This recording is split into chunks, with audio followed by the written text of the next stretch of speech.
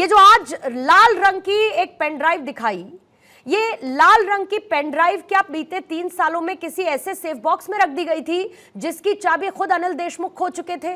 और 3 साल बाद चुनावों से पहले जब प्रियंका चतुर्वेदी ये कहती है कि अक्टूबर में पिक्चर रिलीज होगी और सारे के सारे फ्लॉप स्टार्स हो जाएंगे, क्या ये सब कुछ एक चुनावी स्टंट है?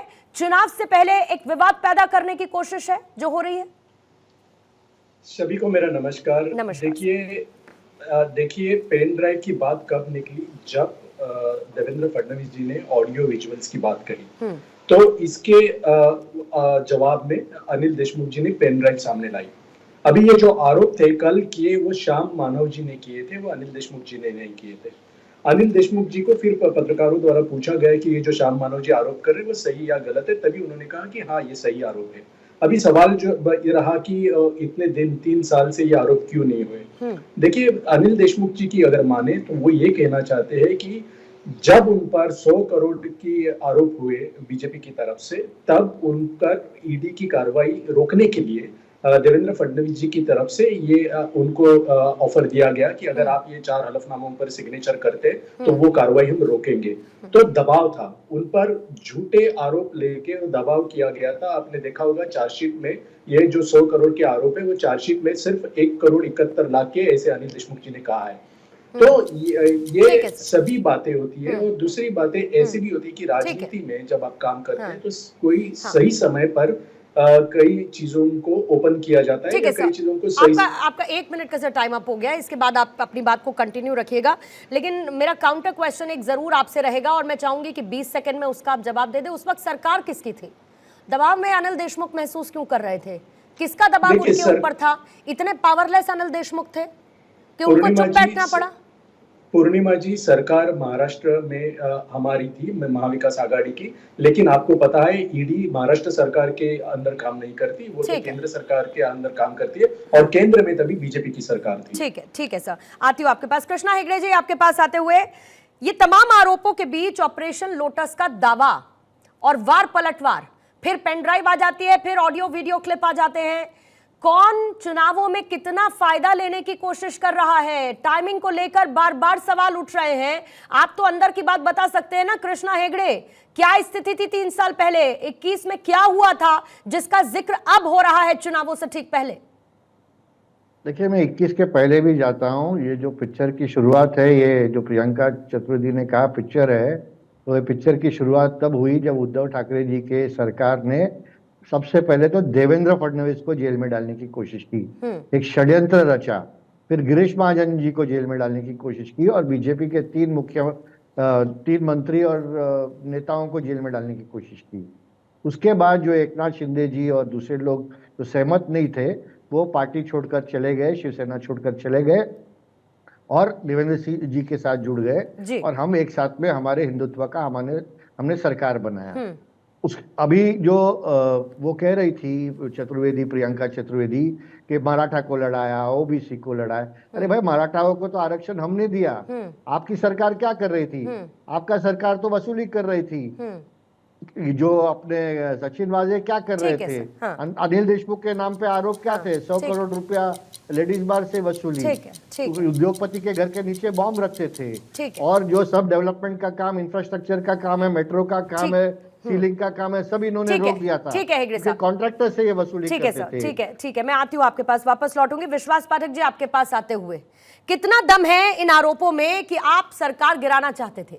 बीजेपी सरकार गिराना चाहती थी, दबाव बनाया गया, झूठे केस को लेकर कहा गया कि आप झूठा केस बनाइए, एफिडेविट पर आप दस्तखत करिए, सरकार गिर जाए, सरकार हमारी बन जाए। कितना सच इन आरोपों में है जो आज अनिल देशमुख लगा रहे हैं 3 साल बाद? देखिए, 2019 में भारतीय जनता पार्टी और शिवसेना को मैंडेट मिला था। उसके बाद में एक अप्राकृतिक सरकार बनी थी जिसमें अनिल देशमुख भी थे, शरद पवार भी आ गए थे। इसलिए सरकार तो गिरना तय ही था, गिराने की जरूरत नहीं थी। देखिए, मैं नागपुर से आता हूँ, अनिल देशमुख नागपुर से आते हैं, और देवेंद्र फडणवीस भी नागपुर से आते हैं। अनिल देशमुख बोलने के लिए कोई ऐसे फेमस आदमी नहीं, बात नहीं करते, उनको बुलवाया जाता है। अब उनको कौन बुलवा रहा है, हम तो उसकी जांच करना चाहते हैं, वो क्यों ऐसा कर रहे हैं। 3 साल के बाद में उनको सब याद आता है, जब वो महाराष्ट्र के गृह मंत्री थे, तब परमवीर उनके जो कमिश्नर ऑफ पुलिस थे, उन्होंने उनके खिलाफ आरोप लगाया कि हमें दबाव डालकर 100 करोड़ रुपए इकट्ठा करने के लिए हमें बताया गया। उसके बाद में लेडीज बार के माध्यम से पैसे इकट्ठा करने के लिए बताया। वजह के माध्यम से अंबानी के घर के नीचे तथाकथित बॉम्ब ब्लास्ट का उन्होंने ये रचाया। इस प्रकार की जो सरकार थी, इनके ऊपर क्या क्रेडिबिलिटी है और 3 साल के बाद में क्या दिखा रहे लोगों को? देखिए, ये सब बेबुनियाद बातें हैं। अगर उनको चाहिए तो सरकार वो जाए, पुलिस पे जाए, एफआईआर लॉन्च करे। बेबुनियाद क्या, वो तो कह रहे हैं ना उनके पास पेन ड्राइव है। जैसे कि देवेंद्र फडणवीस ने कहा कि मेरे पास भी बहुत सारे ऐसे ऑडियो और वीडियो क्लिप है। मैं तो दोनों से कहती हूं कि अगर है तो दिखा दीजिए ना, फिर क्या दिक्कत है, आमना सामना करिए, आपके पास सबूत है तो। बहरहाल महेश चौहान जी, इसका जवाब आपसे लेने से पहले राकेश शेट्टी साहब आपके पास आती हूं। आप कह रहे हैं कि जो कुछ अनिल देशमुख कह रहे हैं वो सच ही कह रहे होंगे, क्योंकि राजनीतिक स्थिति बदल गई है। नरेंद्र मोदी की सरकार आने के बाद ईडी सीबीआई का दबाव इसी तरीके से केंद्र द्वारा बनाया जाता है ताकि अपनी सरकार बनाई जाए और दूसरे की सरकार गिरा दी जाए। लेकिन आपसे भी वही सवाल पूछूंगी कि 3 साल तक चुप्पी क्यों अनिल देशमुख की? क्या इतने पावरलेस थे कि एक एफआईआर नहीं लिखवा सकते थे अगर इतनी बड़ी बात हो गई थी तो? सभी को नमस्कार। और जो आपका डिबेट है, आपको समझना पड़ेगा कि तमाम जो भारतीय जनता पार्टी का जो एनफोर्समेंट डायरेक्टरेट हो, सीबीआई हो या इनकम टैक्स हो, इसका दुरुपयोग इतना किया गया कि जितने लोगों के ऊपर खुद प्रधानमंत्री जी ने आरोप लगाया, कुछ दिनों बाद वो बीजेपी में शामिल हो गए।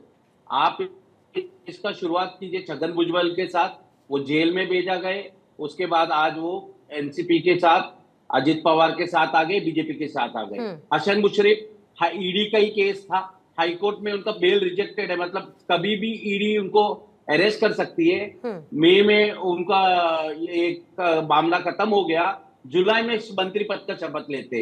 ऐसे तमाम लीडर है जिनको ईडी सीबीआई और इनकम टैक्स के द्वारा दबाकर भारतीय जनता पार्टी ने अपने खेमे में ले ली। अब जब सरकार गिराने की बात हुई, तब आप याद रखिए कि उस समय उद्धव जी की सरकार थी और देवेंद्र फडणवीस जी के ऊपर जांच शुरू हो गई। वो जांच से बचने के लिए उन्होंने शिवसेना को तोड़कर अब भाजपा और शिंदे सरकार बना दी। अच्छा, महाराष्ट्र के अंदर। अच्छा, तो ये मुख्य कारण है। और जो आप बात कर रही है अनिल देशमुख के बारे में, उनके जो कंप्लेनेंट है परमवीर सिंह, उनके खुद के ऊपर 4 एफआईआर है, वो फरार है। उनको भगा दिया गुजरात। अच्छा, ठीक है सर, ठीक है। मैं इसका जवाब बीजेपी के प्रवक्ता से जरूर लूंगी। संजय द्विवेदी जी, पहले आपके पास आते हो, फिर पवन जी आपके पास आऊंगी।